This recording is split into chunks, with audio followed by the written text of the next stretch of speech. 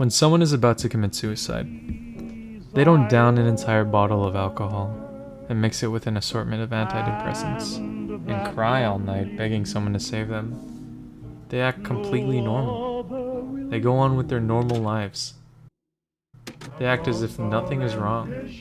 They purposely let everyone relax around them and think, maybe they won't kill themselves. And then suddenly, they just do. They take their last breath and say goodbye to whoever was close enough to listen. And most of the time, that's no one. My name is TalkRocker, and welcome to TalkRocker, the show where I give an incoherent rambling about an event in my life and try to make it sound cooler than it is. And in this episode, I wanted to talk about the worst day of my life, the death of my best friend, Penelope.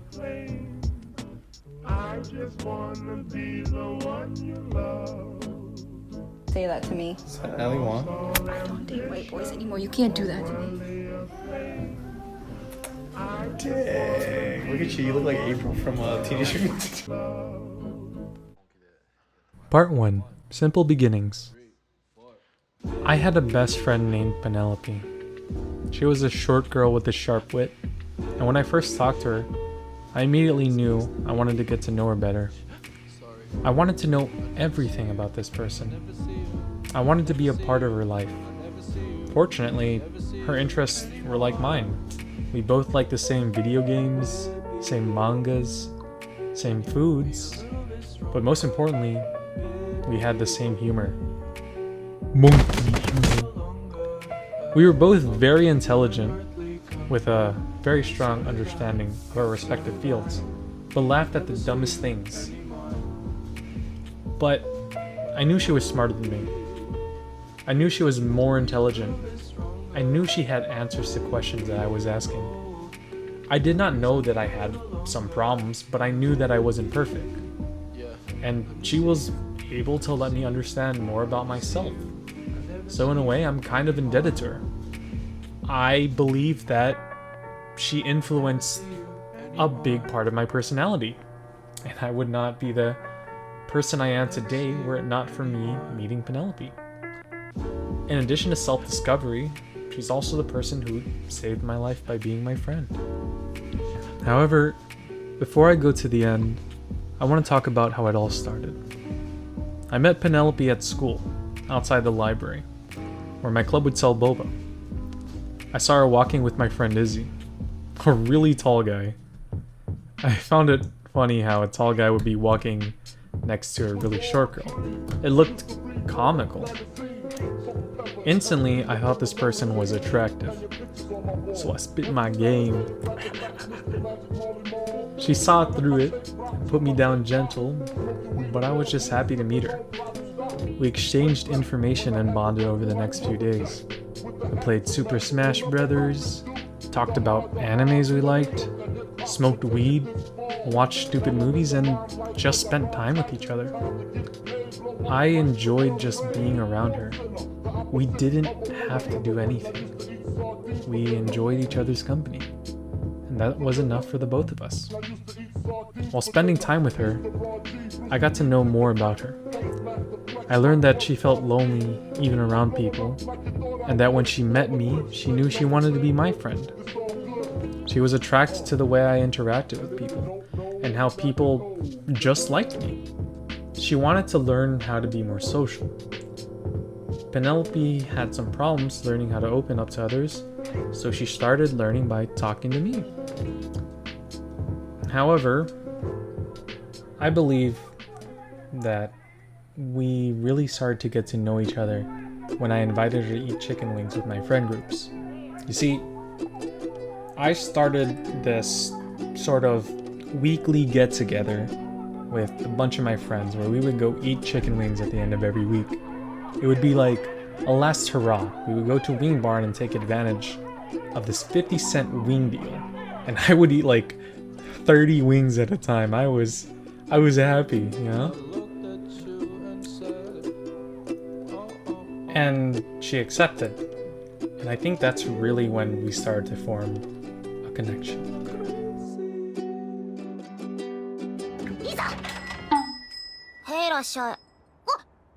Part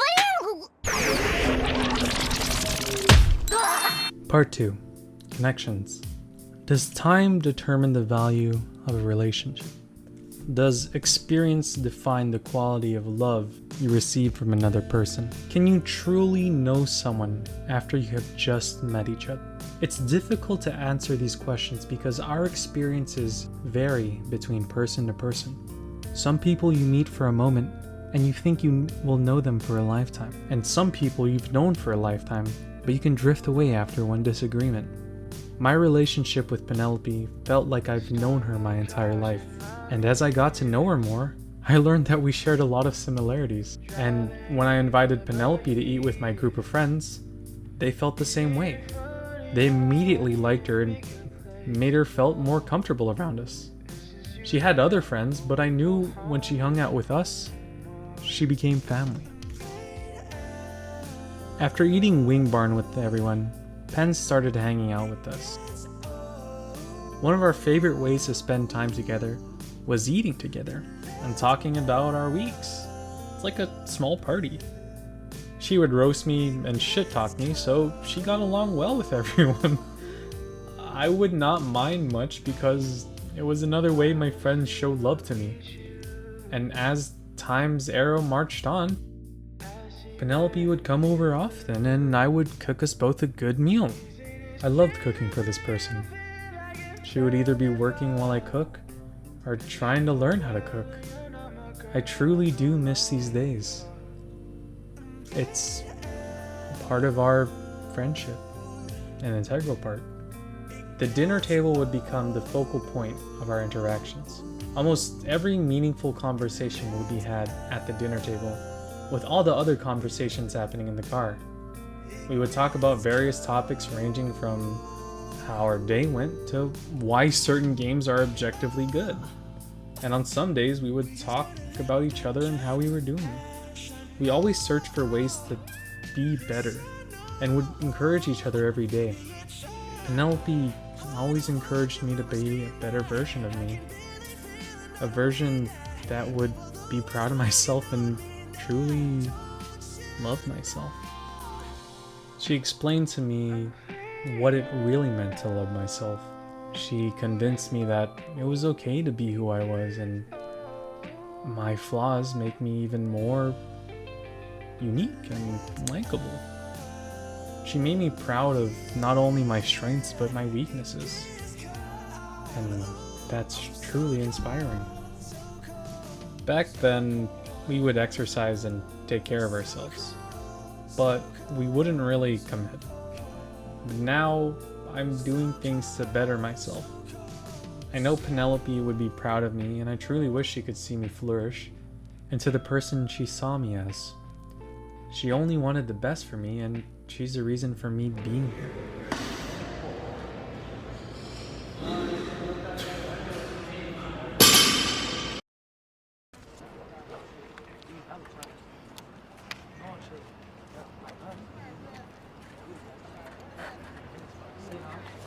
Yo, y'all terrorist niggas know that boy who go by the name D's? D's? Yeah, these nuts. Part 3. The Endgame. Picture this. It's the beginning of the pandemic, and literally everything goes to shit. I was at one of my worst mental states of mind in my life. I broke up with my girlfriend and was trying to cope with moving on. I lost my job because of the pandemic. I was not doing well in any of my classes during my senior year, borderline failing all of my classes. And my dad got COVID and was looking weaker every day. I thought my dad was going to die, but he recovered fortunately. I was down bad, down tremendous, and I literally thought about taking my own life if everything kept getting worse. But Penelope was there for me. She made things bearable. She made me feel as if I had a good chance at living a good life and that things will eventually get better. I felt like a person who was truly loved. She took care of me and she would message me every day. She would convince me to continue doing good things that I loved. like cooking and streaming and being positive. She never gave up on me.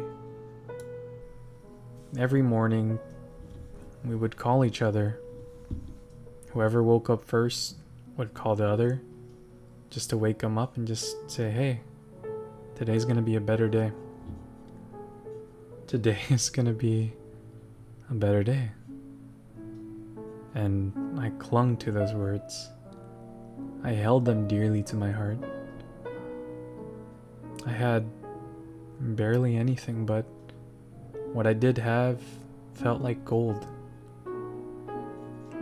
These verbal affirmations made the difference, and it's the reason why I'm still here. I remember missing my final because I overslept like a dumbass. And when my professor offered to let me take it in person if I went to Brownsville, which was a 1-hour drive, she dropped everything she was doing and drove me to take my exam. She was too kind to me, and I miss having a friend like her around. All she ever wanted in people was to be happy. She put others before she put herself. She didn't want people to go through the same thing that she was going through.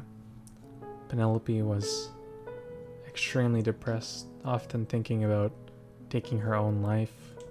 Even when I barely had just met her, one of our first conversations was, I think I'm gonna kill myself. One thing about Pen was she was a schizophrenic. And after New Year's 2020, she went off the deep end. One thing inside her head snapped and she started attacking everyone she knew, hurting them with her words, and using their insecurities against them. That night, she came to my house and she yelled at me in front of my parents, and even cursed my parents out. My mom got spooked because we thought she was gonna hurt herself, so we called the cops. It was traumatizing. I couldn't even look, I just had to leave. Penelope planned on killing herself that night, and I saved her life by calling the police.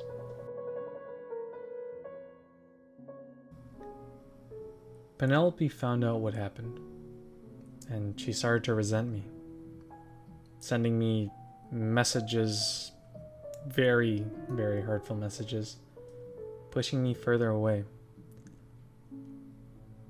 One of the last messages I received from her during this ordeal was her practically begging me to pick her up from the psych ward. I picked her up around 2 o'clock in the morning, and she just looked different. She's wearing just my hoodie and no shoes, just disheveled hair and a different person. As I drove her home, she kept rambling about how I was a horrible person, and that all I wanted her was for sex, and that I never cared about her, and that if I did anything to her that wasn't driving her home, she would say that I assaulted her. I was scared, so I was devastated. My best friend had made a complete 180. She wasn't the same person. And that's really when I started to break down on the inside and truly yearn for my friend. I decided that after I drove her home, that I would have to block her and get some distance away from her, in fear of her accusing me of doing anything.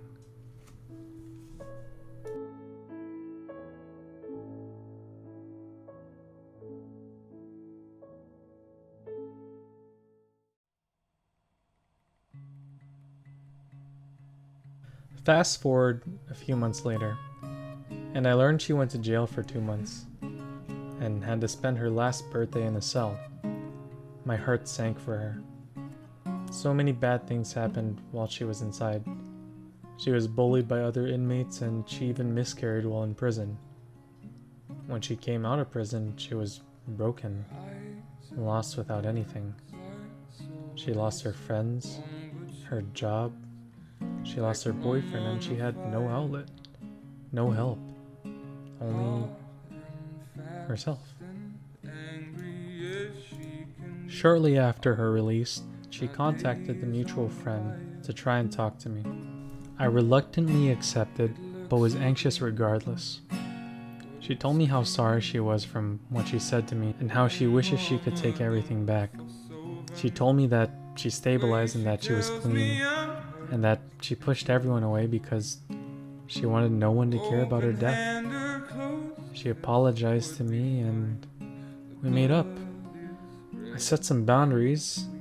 I told her, like, hey, what you did was too much for me. I let her know that I would do my best to support her and I would be there with her until she got back on her feet, but after that, we won't be friends anymore. She understood and we left for the day. The next day, she contacted me again, wanting to tell me something urgent, very important. She told me that she was going to take her own life and that this time I won't be able to help her. Penelope explained that she was going to take her own life when I least expect it, and she hopes that I can respect her wishes and try to not force life on her. She thanked me for saving her life once, but she was not going to let me save her this time. She also thanked me for saving her life by being her friend back then and always taking care of her and introducing her to all these people. Prior to meeting me, she told me that she did plan on killing herself, but after she met me, she decided to wait.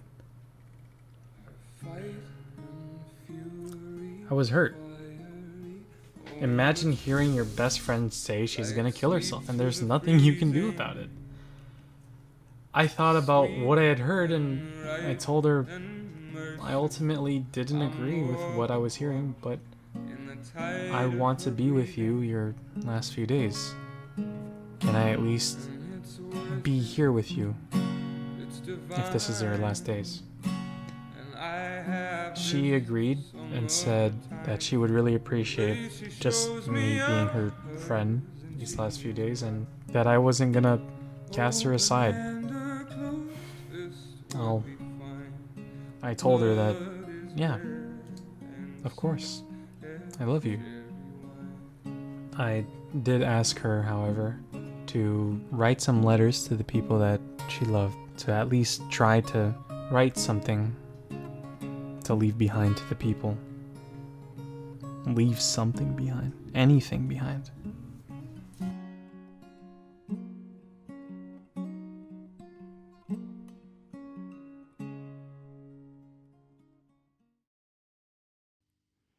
As I went home, I couldn't wrap my head around my best friend planning her own death, but I wanted to understand why, or at least try to. She told me she felt like she had no more purpose. Nothing interested her anymore. She was just existing. She told me that all she would do every day was eat, sleep, get on her computer, try and smoke weed to feel something, and browse suicide forums. Penelope was miserable. She stopped smiling. She barely took care of herself anymore. Just barely hanging on. I did what I could to stall and I spent as much time with her as I could. And I asked her, what needs to happen for her to stop? What do you need to not kill yourself?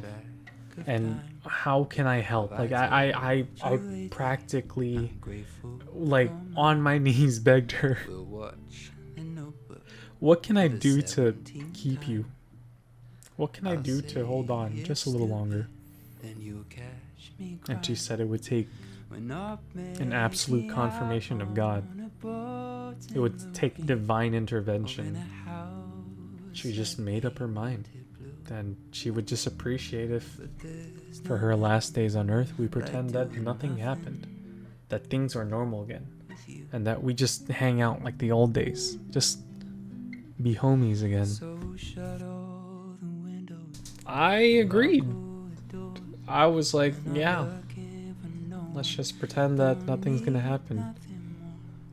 I want you to enjoy as much time left you have. I want to make these last moments of your life bearable. It was one of the most difficult things I ever did in my life. I struggled waking up in the morning. I struggled going to sleep because any moment could be the moment that my best friend kills herself. So I made every single moment count. Every minute of free time I had, I would spend with her. We ate in the car. We ate together. We just ate together.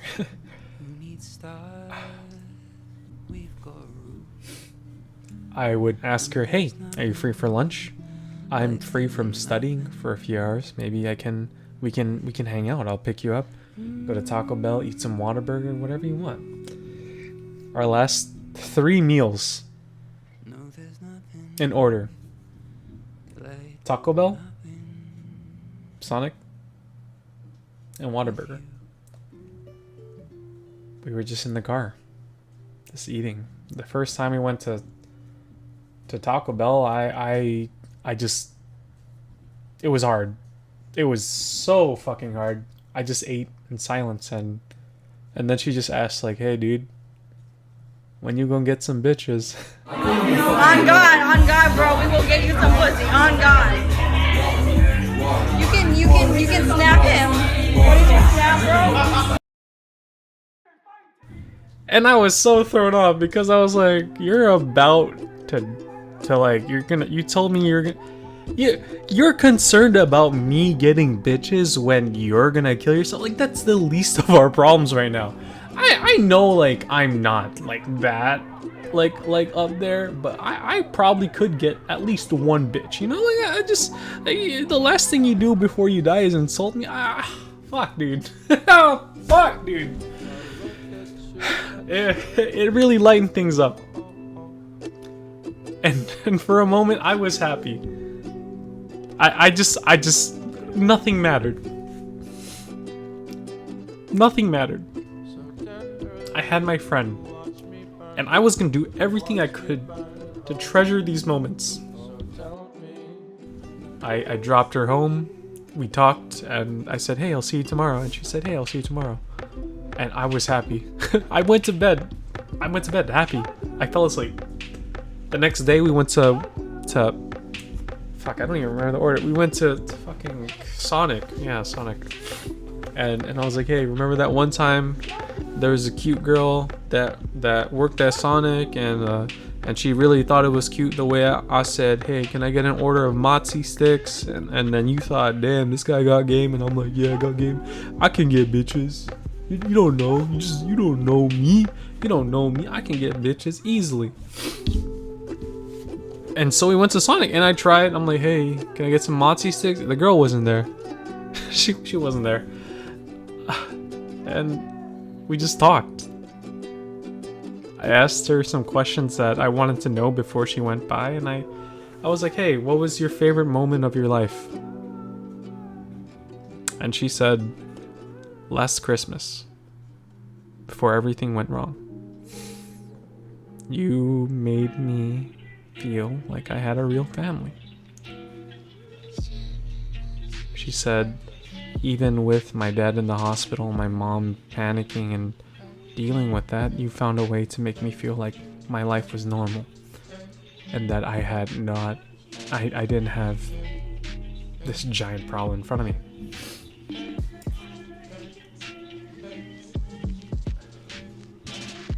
I just fucking lost it. I didn't cry in front of her, but I went home that night thinking like, damn,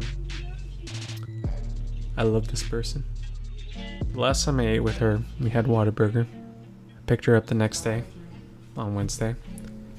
But I told her like, hey, I only have time for maybe 30 minutes, and then I have to go study again. So we'll have to cut this a little bit short. She's like, okay, I'll see you tomorrow. And yeah, I took my exam. I texted her goodnight, and that was the last time I saw Penelope. She took her own life when I was taking an exam and her mom was at work. She ingested some chemicals and barricaded the room so no one can try to revive her. Before she took her own life, she cleaned her room. She put all of her stuff in her boxes and made her room look nice. But she never left me a letter. She never left anything behind. She didn't even type anything. And I think that's what really hurt the most. I had to be the one to let people know about her death, and it sucked so much. I had people coming at me saying I'm an asshole for making up shit, and I had people who could barely handle the news. I had to let people know about the funeral and the viewing because her mom only spoke fucking Vietnamese. That shit was so difficult. I couldn't even cry at the funeral.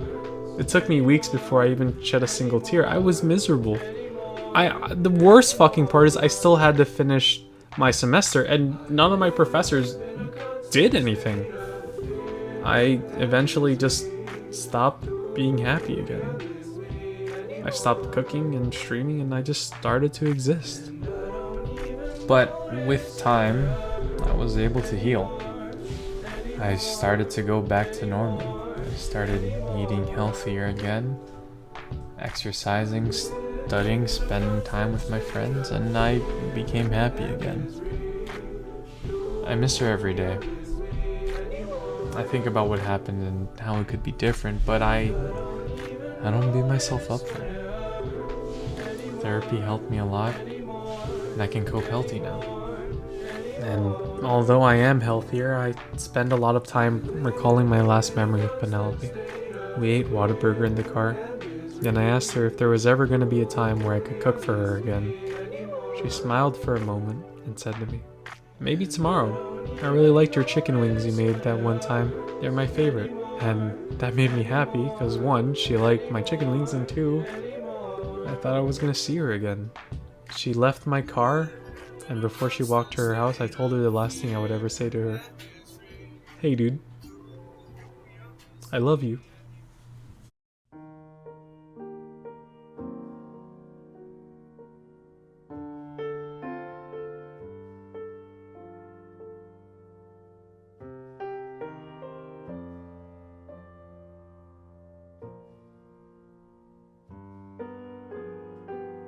Trời ơi, we are so đẹp, hay quá trời, trời ơi. No, I don't say that. Hey, what the? We out here with Sailor Venus. What's brackin', B? I've got some habits. Yo, hit it. Even I can't Oh, wow. Ali Wong. Wow. Difference between light and dark soy sauce. You're only allowed to use one of them. What's the difference between light and dark soy sauce? What's the difference between light and dark soy sauce? Even length? I sit and daydream. I got daydreams. Pizza Planet. Pizza Planet. Hey, you want to say that? Oh, who is that? Hey, what's up? We don't eat meat. Fuck that shit. Hey, how much money we got? Like $8? $8, but that's all we need. That's all we need to get into shows, bro. Bro, I just walk in. Baby. Try to change me Oh.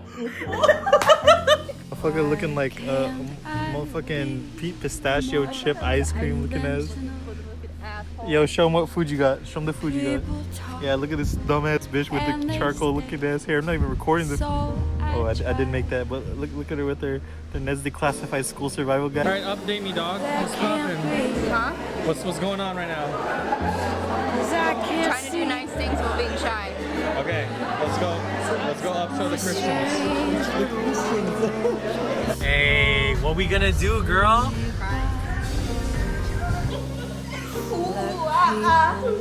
It's time for coming in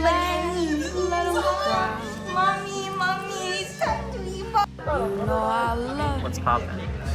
Got you, dude. Oh, flex the wings. Oh, what we gonna do tomorrow? What we finna do tomorrow? Make people happy. How we gonna do that? Wait. Oh, that's coconut hair from Nestle classified school survival guide. Yo, what's cracking, B? I haven't seen you since. How's that, Big B?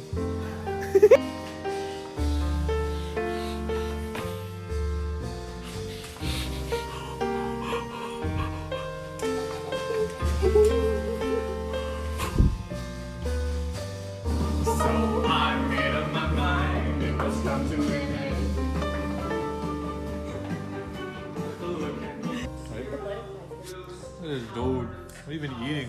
What are you eating? You got that? Bro, we got that real shit, bro. Got some real grunt. Get that shit away. No! No!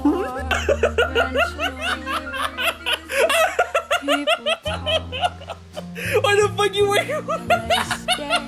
Do you want to keep this? So I try, Bro, but that can't be what is you doing, bro? because I can't see. Bro, you good? Yeah, I'm good, bro. You touch your pedals now? Yeah.